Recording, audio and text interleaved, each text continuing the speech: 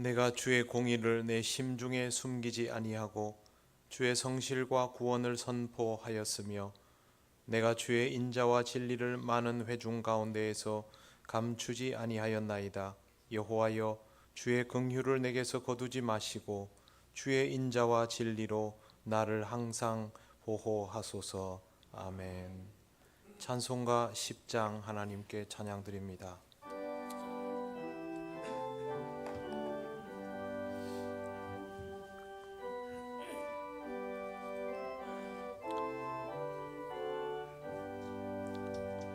전능왕 오셔서 주 이름 찬송케 하옵소서. 영광과 권능의 성부 여셔서 우리를 다스려 주옵소서. 강생한 성자여 오셔서 기도를 들으소서.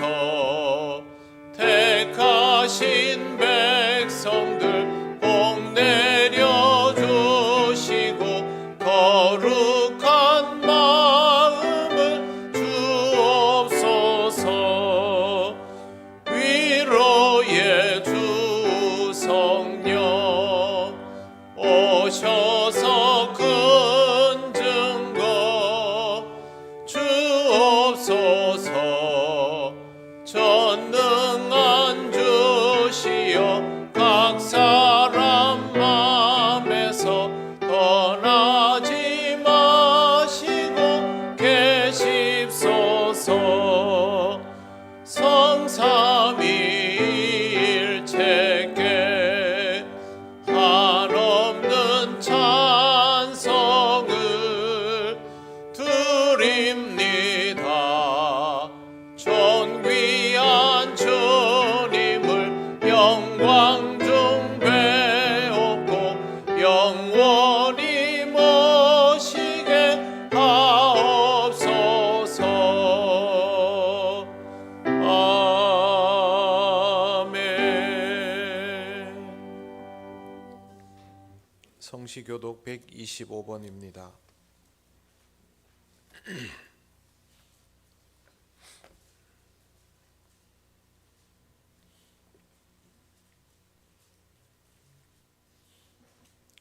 하나님이여, 사슴이 시냇물을 찾기에 갈급함같이 내 영혼이 하나님 곧 살아계시는 하나님을 갈망하나니 사람들이 종일 내게 하는 말이 내 하나님이 어디 있느냐 하오니 내 영혼아, 내가 어찌하여 낙심하며 어찌하여 내 속에서 불안해하는가.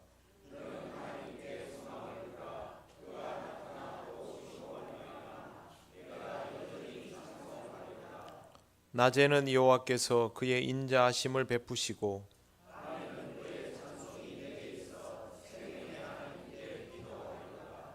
내 반석이신 하나님께 말하기를 어찌하여 나를 잊으셨나이까.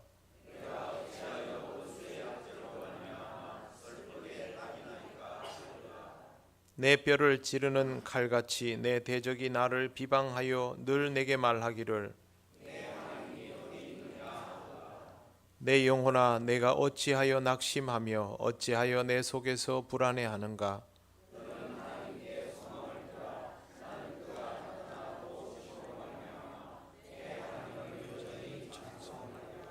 아멘. 나는 전능하신 아버지 하나님 천지의 창조주를 믿습니다. 나는 그의 유일하신 아들 우리 주 예수 그리스도를 믿습니다. 그는 성령으로 잉태되어 동정녀 마리아에게 나시고 본디오 빌라도에게 고난을 받아 십자가에 못 박혀 죽으시고 장사된 지 사흘 만에 죽은 자 가운데서 다시 살아나셨으며 하늘에 오르시어 전능하신 아버지 하나님 우편에 앉아 계시다가 거기로부터 살아있는 자와 죽은 자를 심판하러 오십니다. 나는 성령을 믿으며 거룩한 공교회와 성도의 교제와 죄를 용서받는 것과 몸의 부활과 영생을 믿습니다. 아멘. 찬송가 337장 하나님께 찬양드립니다.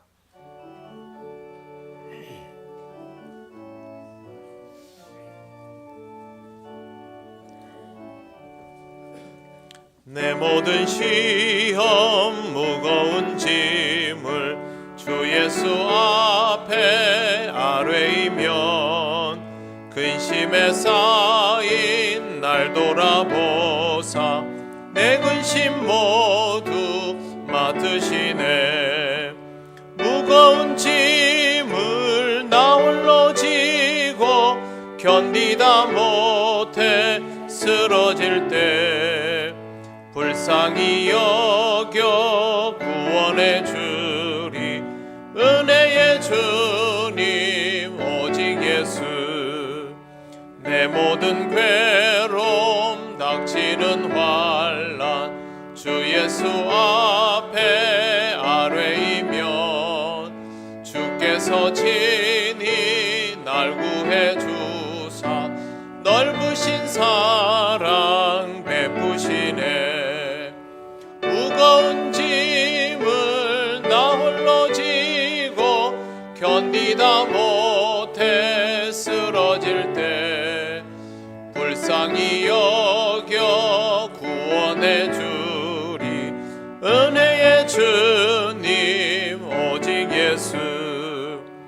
내 짐이 점점 무거워질 때 주 예수 앞에 아뢰이면 주께서 친히 날 구해 주사 내 대신 짐을 져주시네. 무거운 짐을 나 홀로 지고 견디다 못해 쓰러질 때 불쌍히 여겨 구원해 주리. 은혜의 주님 오직 예수. 마음의 시험 무서운 죄를 주 예수 앞에 아뢰이면 예수는 나의 능력이 되사 세상을 이길 힘 주시네. 무거운 짐을 나 홀로 지고 견디다 못해 쓰러질 때 불쌍히 여겨 구원해 주리. 은혜의 주님 오직 예수. 아멘.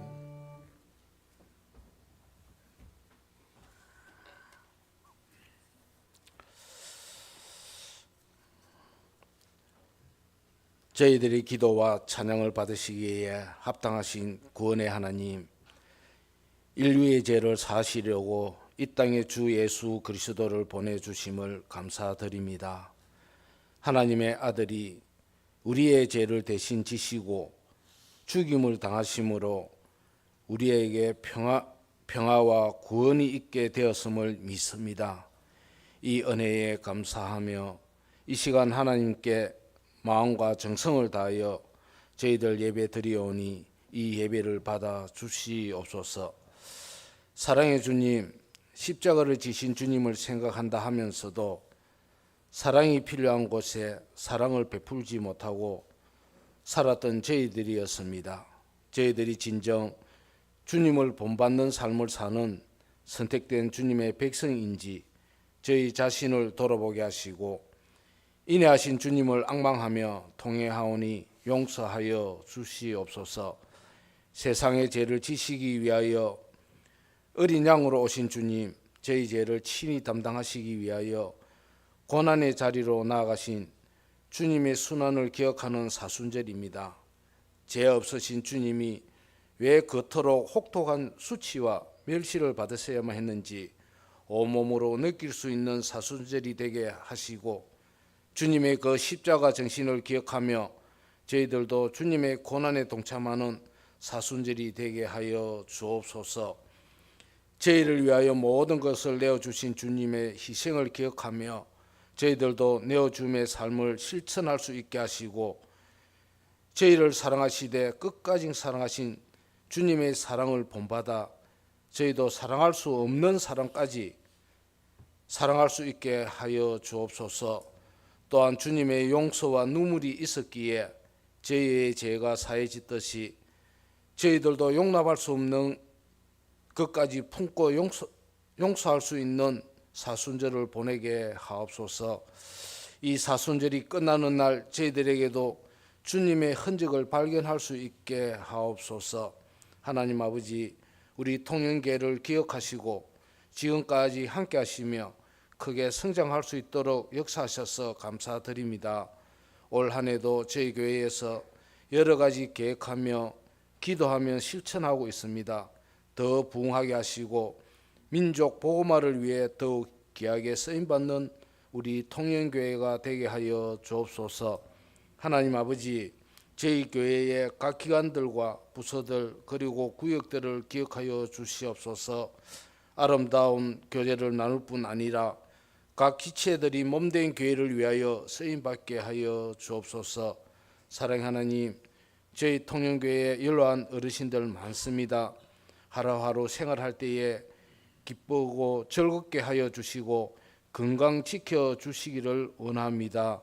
또한 아버지 하나님, 원치 않는 질고로 인하여 어려움당하는 우리 성도들을 기억하여 주시되 가정에서 병원에서 치유 중에 있는 성도들도 있고 또 병원에서 수술하여 지금 아버지 하나님 낫기를 원하는 우리 성도도 있사오니 하나님 그들의 마음을 위로하여 주시고 담대함을 주셔서 믿음 가운데서 늘 승리할 수 있도록 도와주시기를 원하옵니다.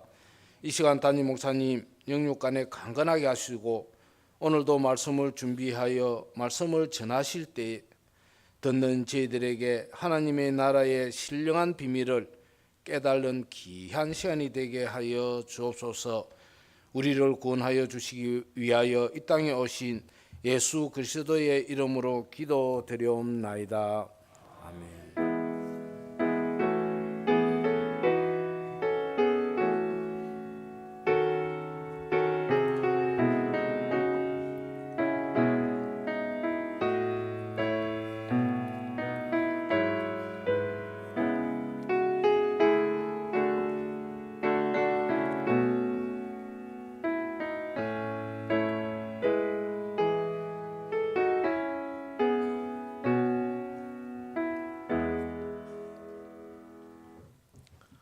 하나님 말씀 사도행전 8장 29절에서 40절입니다. 이 말씀은 신약 성경 201쪽에 있습니다.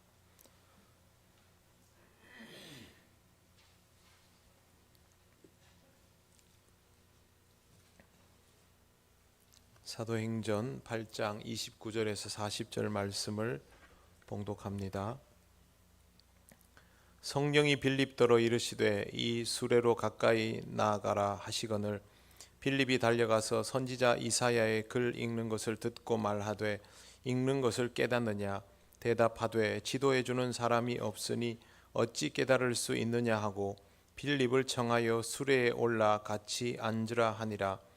읽는 성경 구절은 이것이니 일러스되 그가 도살자에게로 가는 양과 같이 끌려갔고 털 깎는 자 앞에 있는 어린 양이 조용함과 같이 그의 입을 열지 아니하였도다.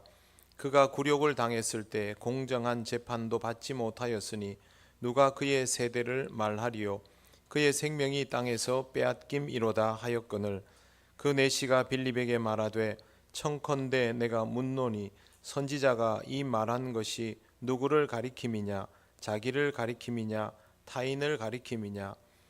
빌립이 입을 열어 이 글에서 시작하여 예수를 가르쳐 복음을 전하니 길 가다가 물 있는 곳에 이르러 그 내시가 말하되 보라 물이 있으니 내가 세례를 받음에 무슨 거리낌이 있느냐.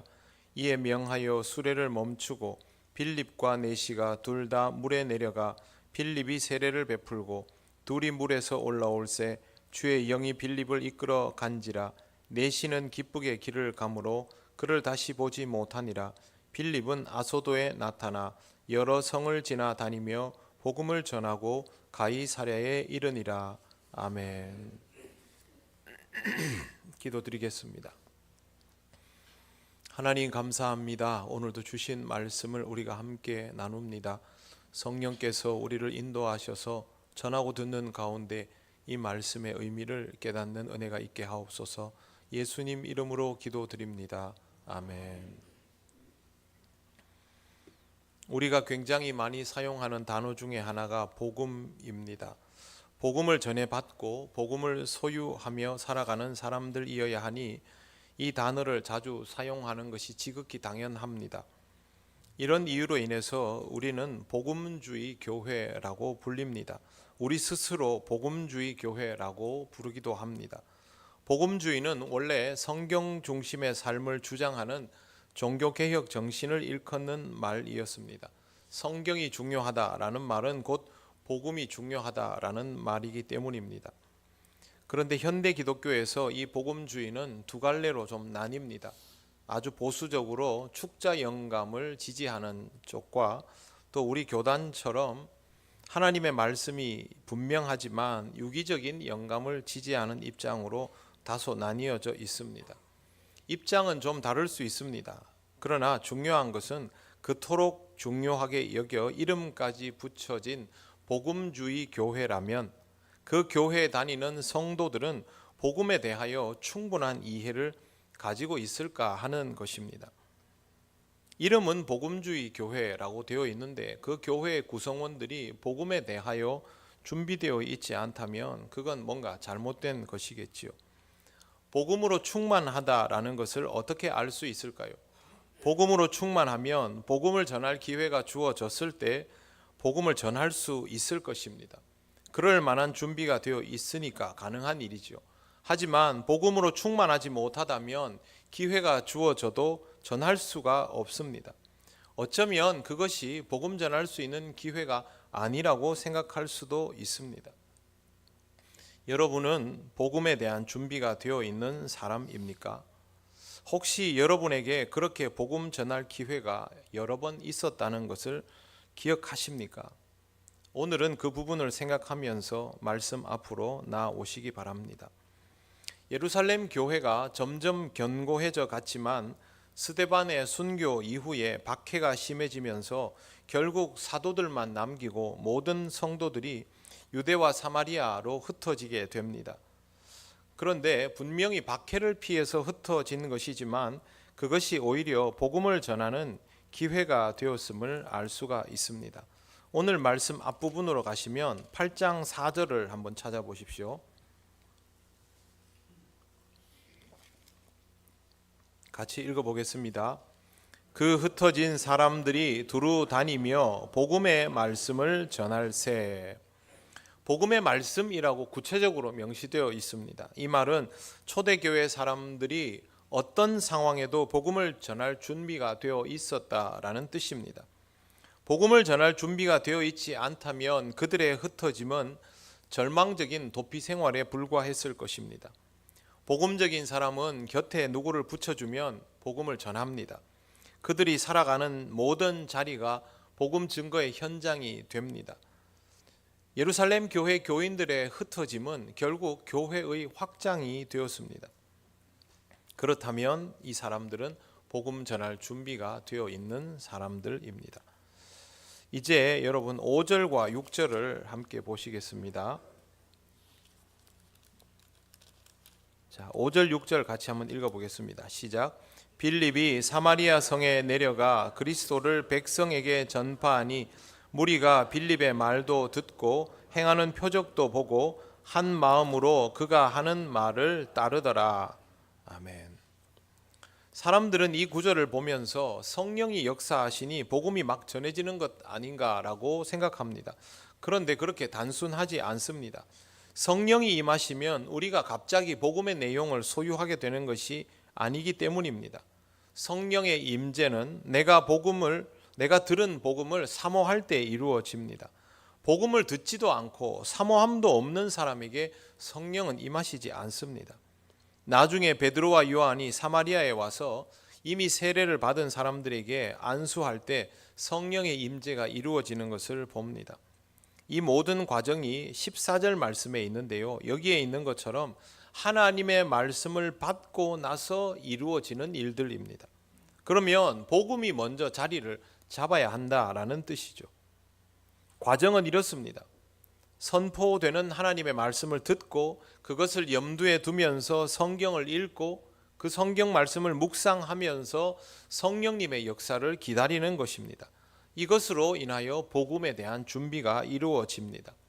이런 과정이 없이는 복음적인 사람이 될 수가 없습니다. 선포되는 말씀을 듣고도 하나님께서 원하시는 만큼, 요구하시는 만큼, 우리에게 필요하다는 만큼 성경을 읽지 않았다면 복음적인 사람이 될 수 있는 가능성 자체가 없는 것입니다. 나중에 읽으면 되겠지요. 그러나 그전에는 아닙니다. 나 자신이 복음적인 사람인가를 잘 생각해 보시기를 바랍니다. 내가 아직도 교회를 다니는데 복음적인 사람이 아니라면 도대체 내가 지금 뭘 교회에서 하고 있는지부터 돌아보아야 합니다. 빌립은 사마리아에서 마술사 시몬에게도 복음을 전했습니다. 그 지역에서 자칭 큰 자라고 스스로 불러도 다른 사람들이 뭐라 말을 못할 만큼 시몬은 영향력 있는 인물이었는데 그가 세례를 받은 것은 빌립이 복음을 전했기 때문입니다. 그런데 빌립이 복음을 전함에 있어서 전도 외에 다른 내용이 없습니다. 12절 보십시오. 12절 말씀 같이 읽겠습니다. 빌립이 하나님 나라와 및 예수 그리스도의 이름에 관하여 전도함을 그들이 믿고 남녀가 다 세례를 받으니. 아멘. 앞에 있는 구절에는 5절, 6절에는 보면 표적도 행하고 라는 기록이 있죠. 그런데 여기에는 그런 내용이 없고 전도했다라는 내용만 있습니다. 시몬은 이렇게 전도되어서 세례를 받은 후에 전심으로 빌립을 따라다니기 시작합니다. 그리고 나서 나중에 비로소 표적과 큰 능력을 보고 놀랐다라고 성경에 기록되어 있습니다. 그런데 유대인들은 사마리아에서 전도가 가능할 것이라는 생각 자체를 안 하고 사는 사람들입니다. 그들에게 있어서 사마리아인은 이교도일 뿐만 아니라 이단입니다. 이단은 전도가 쉬운 대상이 아니죠. 이단은 비슷해 보여도 너무 다른 대상이기 때문에 원천적으로 소통이 이루어지지 않습니다. 그렇기 때문에 유대인들은 사마리아인들을 향해서 전도할 수 있을 것이라는 생각 자체를 하지 않았습니다. 그런데 빌립을 통하여 이런 놀라운 전도의 역사가 일어나게 된 것입니다.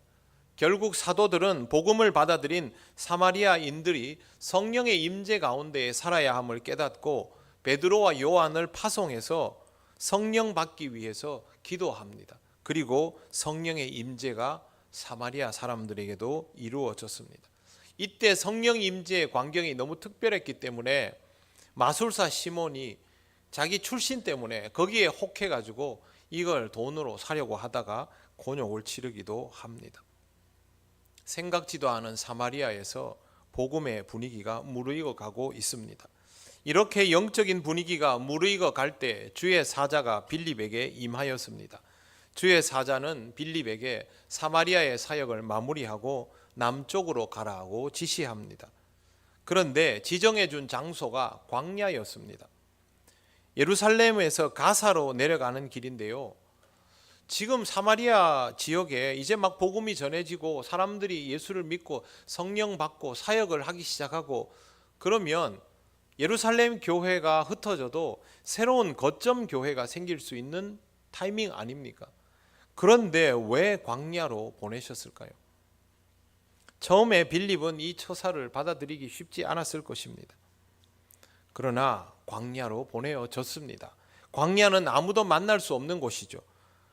그런데 이곳에서 생각지도 않은 이디오피아의 고위 관료를 만나게 됩니다. 여왕의 모든 국고를 맡은 신하였습니다. 이 정도 신하라면 이디오피아 사회에서 영향력이 클 수밖에 없는 인물입니다. 그가 예루살렘에 예배하러 왔다가 돌아가는 길이다라고 기록된 것을 보면 유대교를 믿는 이방인이라는 것을 알 수가 있습니다. 예루살렘에서 이디오피아로 가려면 남쪽으로 이렇게 비스듬하게 내려가야 합니다. 그런데 사마리아에서 예루살렘을 거쳐서 밑으로 내려오는, 가사로 내려오는 길도 이렇게 내려오는 겁니다. 이 사람을 만나려면 제일 좋은 방법이 이렇게 만나는 거죠. 남쪽에서 북쪽으로 올라오고 북쪽에서 남쪽으로 내려. 이러면 어느 지점에서든 거의 만날 수 있습니다. 그런데 이렇게 내려가면 만나기 어렵습니다. 더군다나 한 명은 수레를 타고 하나는 도보로 가면 수레가 도보보다 빠르겠지요.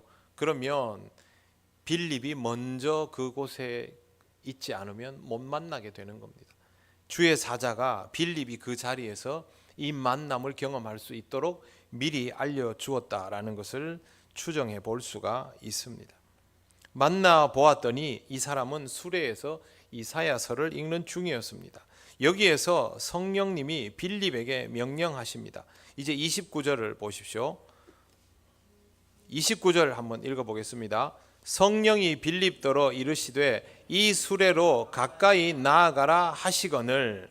자, 그러면 빌립의 반응은 30절에 빌립이 달려가서 이렇게 합니다. 성령님의 지시가 있으니까 빌립은 바로 달려가서 질문을 합니다. 뭐라고 하느냐 하면 선지자 이사야의 글 읽는 것을 듣고 말하되 읽는 것을 깨닫느냐. 여러분, 이런 질문은 어떨 때 하는 겁니까? 내가 이사야서의 내용을 모르면 이런 질문을 합니까? 거기 뭐라고 써져 있습니까? 이렇게 묻겠죠. 그게 아니라 읽는 것을 깨닫느냐라는 말은 내가 여기에 대한 정보를, 이해를 가지고 있다라고 그렇게 생각할 때 이런 질문들을 주로 하게 됩니다. 31절 보십시오. 간다게의 신하 이렇게 말합니다. 대답하되 지도해 주는 사람이 없으니 어찌 깨달을 수 있느냐 하고 빌립을 청하여 수레에 올라 같이 앉으라 하니라. 그러면서 성경 구절을 읽어주는데 이사야 53장 7절 이하의 내용을 읽어줍니다. 여러분 32절에 보시면 관주 기역자 표시가 되어 있습니다. 이 관주에 있는 표시를 같이 한번 읽어보겠습니다. 그가 도살자에게로 가는 양과 같이 끌려갔고 털 깎는 자 앞에 있는 어린 양이 조용함과 같이 그의 입을 열지 아니하였도다. 그가 굴욕을 당했을 때 공정한 재판도 받지 못하였으니 누가 그의 세대를 말하리요. 그의 생명이 땅에서 빼앗김이로다. 아멘. 유대인들은 이 성경의 의미를 잘 압니다. 그런데 지금 이디오피아의 이 신하에게 가르쳐 주어야 할 내용은 유대인들이 알고 있는 그런 방식의 내용이 아닙니다. 유대인들이 알고 있는 방식은 이런 거죠. 메시아가 오실 텐데 그 메시아가 오시면 고난을 받을 것이다. 이 정도의 설명일 것입니다. 그런데 지금 빌립이 이야기해 주려고 하는 내용은 그런 차원의 것이 아닙니다. 그렇게 오실 메시아가 오셨다. 그분이 바로 예수 그리스도이시다. 이거를 이제 이야기를 해줘야 되는 것이죠. 그러니까 일반적으로 유대교도들이 해줄 수 있는 설명과 빌립이 여기서 해줄 수 있는 설명은 다른 내용입니다. 빌립은 그 일이 이루어졌다라고 설명하는 것이고 일반적인 유대인은 이 일이 이루어질 것이다 라고 설명할 수밖에 없습니다. 빌립이 만약에 구속사에 대한 이해가 없는 상태면 알려주고 싶어도 알려줄 게 없는 것입니다. 이런 상태에서 이 사람이 질문을 합니다. 선지자가 말한 것이 누구를 가리킴이냐? 자기를 가리킴이냐? 타인을 가리킴이냐? 이사야 자신을 말하는 것이냐? 아니면 또 다른 누구를 지칭하는 것이냐? 라고 질문을 합니다. 여기에서 빌립이 준비가 되어 있으면 제대로 된 의미를 전달할 수 있는 것이고 준비가 되어 있지 않으면 아무 말도 못하는데 35절을 보십시오. 같이 읽겠습니다. 빌립이 입을 열어 이 글에서 시작하여 예수를 가르쳐 복음을 전하니. 아멘. 시작하여입니다. 시작하여. 그냥 답을 얘기해 주는 게 아니고요. 이렇게 질문하니까 기다렸다는 듯이 이제부터 가르쳐 주기 시작합니다. 여기에서부터인 것이죠. 여러분, 이런 구체적인 내용을 설명하실 수 있겠습니까? 전도를 하면 사람들이 질문을 합니다. 예수님이 누구냐? 하나님이 있다는 것을 어떻게 알 수 있느냐? 어떻게 믿을 수 있느냐? 우리가 죄인이라는데 내가 왜 죄인이냐? 예수님이 왜 십자가를 졌느냐? 그게 나하고 무슨 상관이 있느냐? 여러분이 듣게 되는 질문은 정말 많습니다. 여러분, 이런 질문에 대하여 대답하실 수 있습니까? 설명하실 수 있습니까? 빌립은 질문 받았을 때에 대답할 준비가 되어 있었습니다. 뿐만 아니라 더 가르쳐 줄 수도 있었습니다. 이제 36절을 보십시오. 같이 읽겠습니다. 길 가다가 물 있는 곳에 이르러 그 내시가 말하되 보라, 물이 있으니 내가 세례를 받음에 무슨 거리낌이 있느냐. 아멘. 굉장히 적극적으로 세례를 받으려고 합니다. 세례는 그냥 받아지는 게 아닙니다. 지금도 세례를 받으려면 교회에 나와서 등록을 하고 일정 기간의 양육을 반드시 필요로 합니다. 신앙 고백, 일평생에 단 한 번 새 생명의 문턱을 넘는 신앙 고백을 함에 있어서 어떻게 그냥 막 받을 수 있습니까? 이 본문은 이걸 말해줍니다.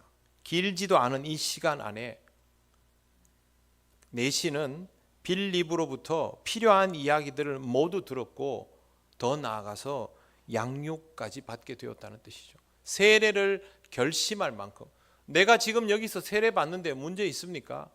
지금 여기서 받아도 됩니까? 저는 지금 여기서 받아야 되겠습니다. 그만큼 지금 이 사람이 그렇게 됐다는 것이죠. 기록되어 있지 않아도 이 짧은 시간 안에 부족함 없는 양육을 빌립이 해낸 것입니다. 성령께서 그 사람에게 가라고 말씀하셔도 빌립이 준비되어 있지 않았다면 일어날 수 없는 일입니다. 성령님은 일하십니다. 그리고 여러분, 빌립도 준비되어 있는 사람입니다. 복음이 전해지는 현장에는 반드시 이런 준비가 필요합니다. 여러분에게 하나님께서 딱 한 사람에게 딱 한 번 복음 전할 수 있는 기회를 주셨다라고 가정해 봅시다. 그렇다면 그 사람이 여러분이 전하는 내용을 듣고 장구 끝에 당신에게 예수님이 누구시냐라고 질문을 하면 이 땅에서 우리와 똑같은 방식으로 살아가신 예수님이 어떻게 하나님의 아들일 수 있느냐라고 질문을 하면 여러분 무엇이라고 대답하시겠습니까? 하나님이 창조주이신 것을 어떻게 믿을 수 있느냐라고 질문하는데 대답을 못하면 기회도 사라지는 것입니다. 하나님은 그 사람을 구원하기를 원하시니까 나 아니더라도 다른 사람을 통하여 다시 한번 시도하시겠지만 내가 그 사람에게 복음 전할 수 있는 기회는 사라지는 것입니다. 정답을 딱 부러지게 말하고 과학적으로 입증하라는 거 아닙니다. 그 일에 대한 여러분의 묵상과 고백을, 내 신앙적인 경험을 말하면 되는 것입니다. 빌립은 자신이 듣고 보고 배운 대로 말했을 것입니다. 우리의 경험이 빌립의 경험보다 부족할 수 있습니다. 그럼에도 불구하고 우리도 빌립처럼 말할 수 있습니다. 왜 그러냐 하면 우리에게도 하나님에 대한 경험이 있기 때문에 그렇습니다. 나는 하나님이 이 세상을 창조하신 것을 보지 못했다. 성경 말씀을 기록한 사람들도 하나님이 창조하신 것을 직접 보지 못했다. 그런데 그들은 하나님의 감동으로 하나님의 창조를 기록하게 되었고 지금까지 내려오고 있는데 믿음으로 이 땅을 살아가다 보면 만물을 섭리하시고 나에게 역사하시는 하나님의 임재는 충분히 경험되고도 남는다. 과학적으로는 입증할 수가 없지만, 그리고 입증할 필요도 느끼질 못하지만 신앙적으로 하나님의 창조와 섭리는 여전히 내게 이루어지고 있고 그 역사는 놀랍다. 나는 그렇게 믿는다. 이렇게 대답할 수 있어야 하는 것이죠. 더 질문하면 그럼 교회 가서 우리 목사님한테 물어보자 라고 할 수 있어야죠. 내가 이 모든 것들을 일일이 기억하고 설명한 수준이 안 된다고 하여도 나는 확실히 이것을 믿고 살아가고 있다. 내 사는 걸 봐라. 너와 다르지 않느냐. 나는 믿음으로 살고 있다. 창조주 하나님에 대한 내 믿음은 틀림이 없다. 나는 언젠가 너도 그렇게 하나님을 만나게 되기를 믿고 기도하고 있다. 이 정도 대답은 해야지요. 제가 안 되면 올리브 블레싱에라도 이거 올려놓을 겁니다. 우선 외워서라도 흉내를 내서라도 여러분에게 이 질문이 나오기만 하면 최소한 이 정도의 대답은 할 수 있는 사람이어야 합니다. 제일 먼저 하나님의 은혜를 받아야 합니다. 은혜는 나에게 없는 것이 하나님으로 인하여 내게 주어지는 것입니다. 그리고 그것을 받으면 내 것으로 만들어 가야죠. 은혜가 나의 것이 되는 과정에 반드시 필요한 것이 성경에 대한 이해를 높이는 것입니다. 성경을 안 읽고 그걸 할 수는 없지요. 어리석은 제자들이 성숙한 복음 증거가 된 것에 대해서 성령의 임재가 있었고 언어의 장벽을 깨뜨리는 놀라운 역사가 있었지만, 그런데 여러분, 제자들이 성경에 대해서 아는 게 없으면 할 말이 없습니다. 우리가 영어 잘하면 필리핀 선교지에 가면 영어 잘하는 사람은 다 선교할 수 있습니까? 그거 아니죠. 성경을 모르면 내가 현지인처럼 그 나라 언어를 구사해도 그 사람들에게 할 수 있는 말이 신앙적으로는 한마디도 없습니다. 성경을 모르는데, 성경 말씀의 이치를 깨닫지 못하는데 어떻게 복음이 전해집니까? 반드시 두 가지가 되어야 합니다. 읽는 것과 깨닫는 것. 그런데 깨닫는 것은 자신의 경험만으로 되지 않습니다. 사람이 성경을 읽을수록 겸손해져야 하는데 읽을수록 교만해지는 경우가 있습니다. 그것은 깨달아가는 과정에서 공적인 묵상이 되지 않고 자기 경험에만 의존하기 때문입니다. 경험에 의존한다는 것은 자기를 믿는다는 것이죠. 자신의 깨달음만을 믿는다는 것인데 객관화가 잘 되지 않습니다. 그래서 어리석어집니다. 교만한 게 어리석은 것이 아니라 어리석으면 교만해집니다. 성경을 좀 읽었다고 교만한 사람은 어리석은 사람입니다. 이 오류를 범하지 않으려면 객관적인 성경 읽기와 묵상을 해야만 합니다. 여기에 필요한 것이 객관화되어 있는 묵상의 도구들을 가져오는 것인데 그게 바로 독서입니다. 나보다 더 깊은 묵상의 가치를 소유한 사람의 글을 읽으면서 나를 한 번 더 객관화하는 과정이 있어야 하는 겁니다. 신앙적인 독서, 건강한 독서는 여러분이 하나님의 말씀을 묵상하는 영역에서 창문과도 같은 겁니다.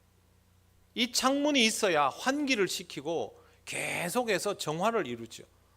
그게 없으면 그냥 나는 내 경험 안에서의 성경 읽기만을 반복하고 그러다 보면 어느 날 자기 자신이 원하는 것만 계속 편식하는 것을 깨닫게 됩니다. 깨달으면 다행이죠. 깨닫지도 못합니다. 그러므로 우리는 성경을 읽으면서 우리의 신앙이 더 무르익어 갈 수 있도록, 말씀에 대한 이해도가 깊어갈 수 있도록 신앙적인 독서를 함께 하면서 묵상의 자리로 나아가고, 여러분이 구역 예배나 이런 자리에서 신앙적 나눔을 하지 않습니까? 그것도 여러분의 동역자들의 신앙 경험을 함께 공유해 가는 것이죠. 이것도 여러분의 삶의 창문이 됩니다. 이런 과정들이 우리에게 꼭 필요한 것이죠. 사도행전 8장에 이르기까지 초대교회의 모습이 어땠는지를 돌이켜 보십시오. 성령께서 임하시기도 전에 그들은 말씀 따라 기도하고 있었습니다. 성령의 임재가 이루어지고 난 이후에도 성경에 이렇게 기록되어 있습니다. 사도들의 가르침을 받아 서로 교제하고 떡을 떼며 오로지 기도하기에 힘쓰니라. 사도의 가르침에서부터입니다. 그들은 성경 말씀을 통하여 복음적인 무장을 해오고 있었던 것입니다. 사도행전 7장에 나오는 스데반의 설교를 여러분 한번 시간 내서 꼭 읽어보십시오. 스데반은 마치 예수께서 현현하신 것처럼 예루살렘 성전에 대한 놀라운 이야기들을 하면서 성전에 대한 새로운 해석을 선포합니다. 그리고 성경의 방대한 내용을 일목요연하게 정리를 하면서 설교를 하는데요, 거기에 보면 딱 나오는 인물들이 있습니다. 아브라함, 야곱, 모세입니다. 아브라함과 야곱과 모세는요, 그들의 처소를 옮겨가면서 이끌었던 지도자들입니다. 특징적인 사람들이죠. 처소를 옮겼다는 말은 하나님을 섬기는 장막도 옮겨졌다는 뜻입니다. 일부러 스데반은 이 이야기를 하면서 솔로몬 성전 이야기를 합니다. 그리고 유대인들의 가슴에 대못을 박아버립니다. 사도행전 7장 바로 앞이니까 한번 보시겠습니다. 199쪽입니다. 7장 49절 50절입니다. 같이 읽어보겠습니다. 주께서 이르시되 하늘은 나의 보좌요 땅은 나의 발등상이니 너희가 나를 위하여 무슨 집을 짓겠으며 나의 안식할 처소가 어디냐 이 모든 것이 다 내 손으로 지은 것 아니냐 함과 같으니라. 아멘.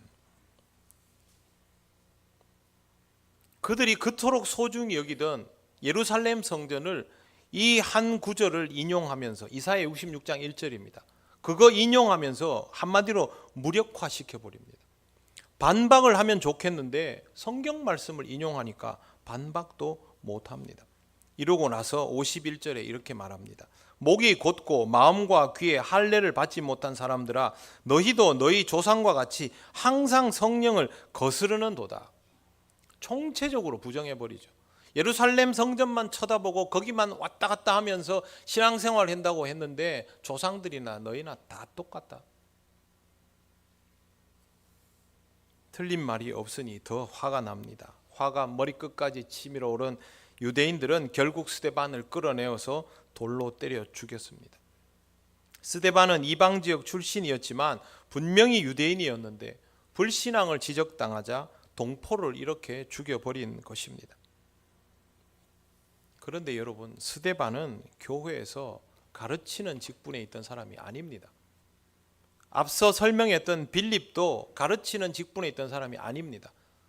사도행전 7장과 8장에 나오는 이 기사는 교회의 집사가 어떤 활동을 했고 거기에 어떤 성령의 역사가 일어나는지를 보여주는 내용입니다. 집사가 뭐 하는 사람입니까? 교회의 살림을 맡아보고 고아와 과부들을 공개하는 사람들이 있죠. 그런데 교회가 흩어지니까 살림 맡아볼 일도 없어졌지 않습니까? 근데 이 사람들이 사도들처럼 복음을 전합니다. 기적과 능력을 행합니다.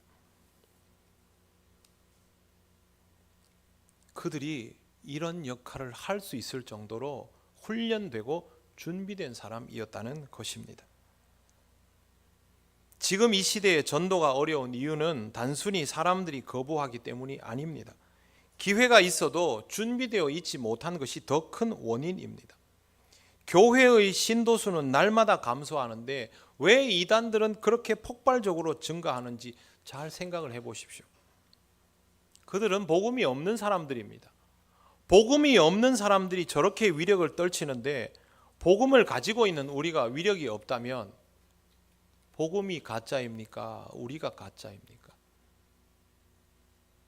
우리가 얼마나 준비되어 있지 않은 사람들인지 잘 생각해 보아야 합니다.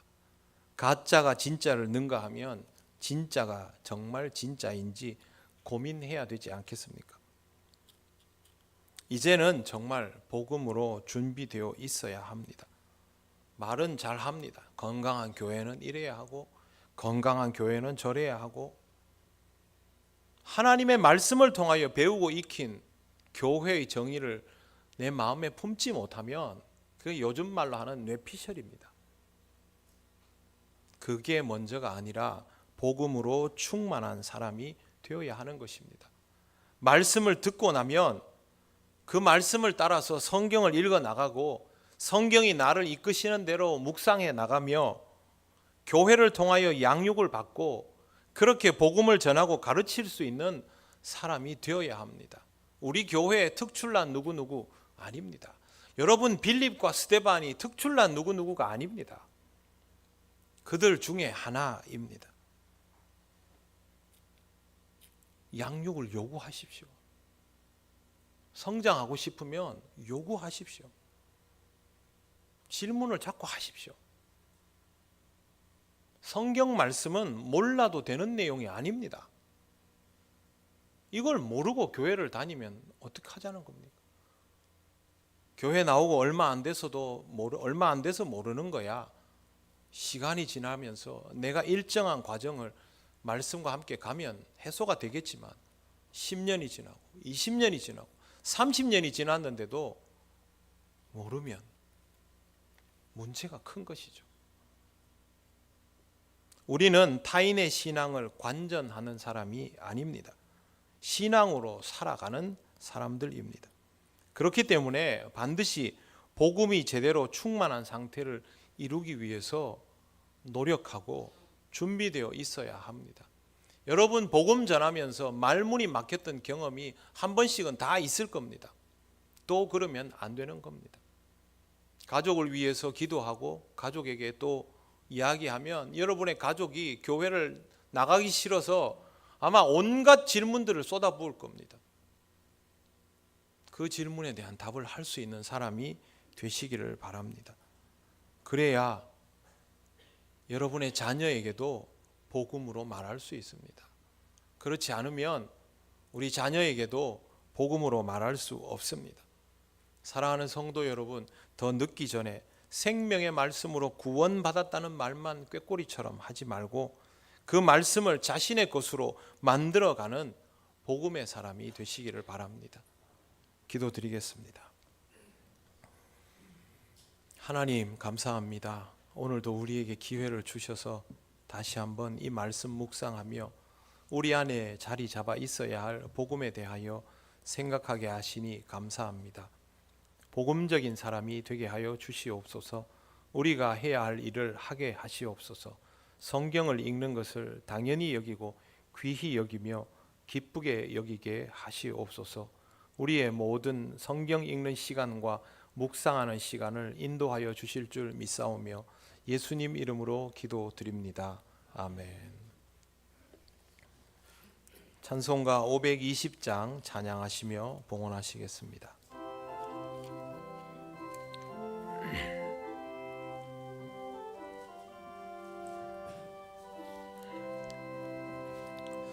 듣는 사람마다 복음 전하여 복스러운 소식 두루 퍼치세. 모든 사람에게 전할 소식은 어느 누구나 오라. 어느 누구나 주께 나오라. 어서 와서 주의 말씀 들으라. 하늘 아버지가 오라 하시니 어느 누구나 오라. 오는 사람들은 지체 말고서 문 열었을 때에 들어오시오. 생명길은 오직 구주 예수니 어느 누구나 오라. 어느 누구나 주께 나오라. 어서 와서 주의 말씀 들으라. 하늘 아버지가 오라 하시니 어느 누구나 오라. 언약하신 대로 이룰 것이니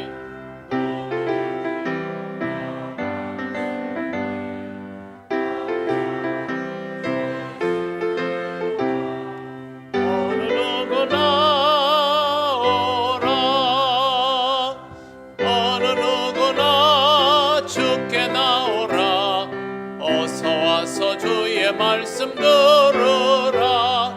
하늘 아버지가 오라 하시니 어느 누구나 오라. 하나님 감사합니다. 늘 복음으로 살며 그 은혜를 누리며 감사하는 사람 되기 원합니다. 이 시간도 정성을 다하여 예물을 드립니다. 기쁘게 받아 주시옵소서. 다음 한 주간도 우리 성도들의 삶을 지키시고 영과 육이 강건하게 인도하여 주시옵소서. 필요한 것들을 채워 주실 줄 믿습니다. 또 주시면 감사하게 받으며 하나님 영광 따라 살아가게 하옵소서. 예수님 이름으로 기도드립니다. 아멘.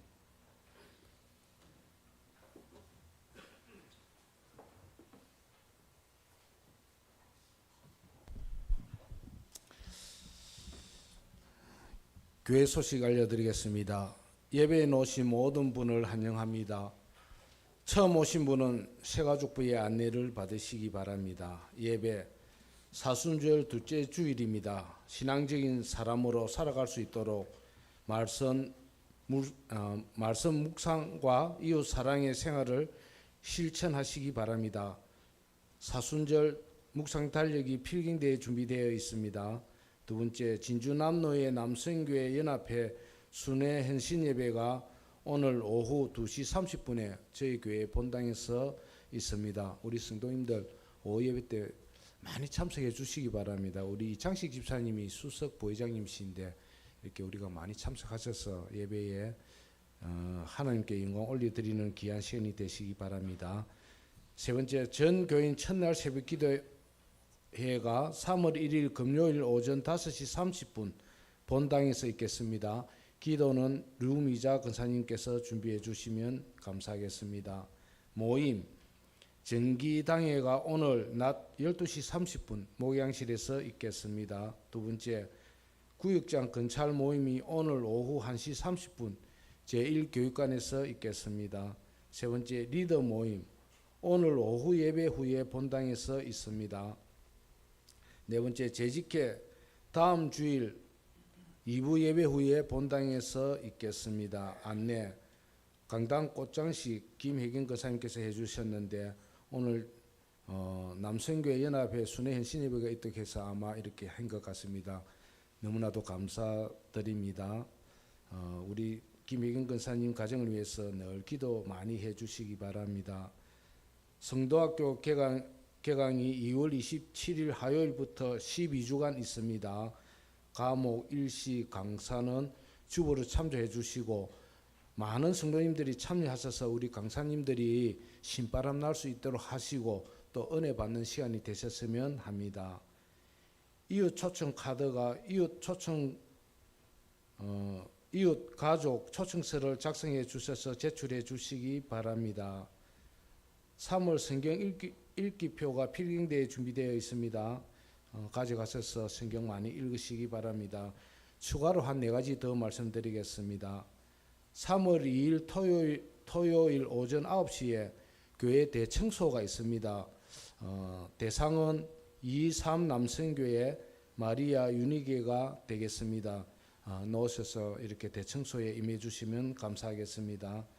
오늘 식사는 민속촌에 가실 분들은 교사 선생님들이 가셔서 식사해 주시면 되겠습니다. 장학회 총회가 다음 주 오후 1시에 본당에서 있습니다. 많이 참석해 주시면 감사하겠습니다. 오늘 1시부터 본당에서 필리핀 몬탈반 이마누엘 교회의 주일중 선교사님께서 보내신 영상을 이렇게 보겠습니다. 오늘 한 30분 늦게 이렇게 예배를 드리니 1부, 2부 이래서 한 25분씩 되는 겁니다. 꼭 이렇게 보셔서 많은 은혜 받으시기 바랍니다. 이상입니다.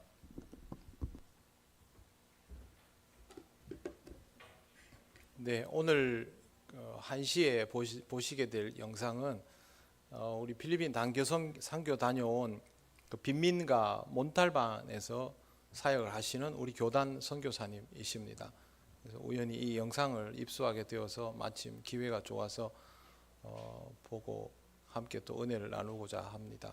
그리고 이웃 가족 초청 카드를 작성해서 꼭 내주시면요 같이 기도하겠습니다. 여러분만 기도하는 거 아니고요, 우리 이 기간 동안 마음 다해서 기도하고 그 사람이 마음을 열고 하나님 앞으로 나오는 것은 그는 하나님이 하시는 일입니다. 우리는 준비만 되어 있으면 되니까 꼭 그렇게 기억을 해 주시기를 바랍니다. 네, 이제 일어나셔서 예배드린 교우들과 인사하시겠습니다.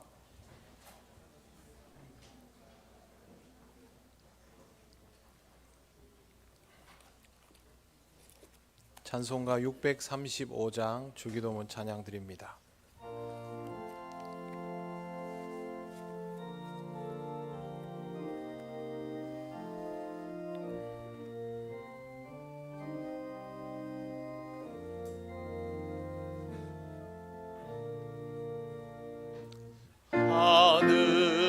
하늘에 계신 아버지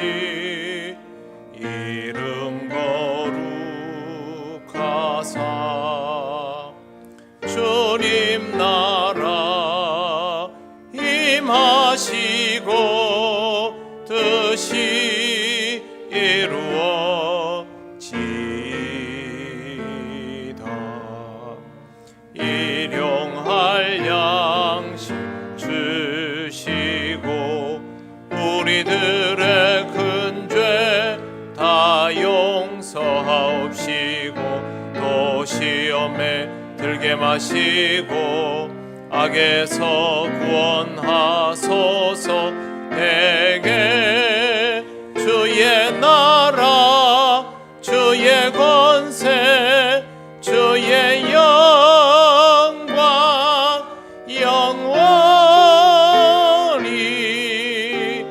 아멘.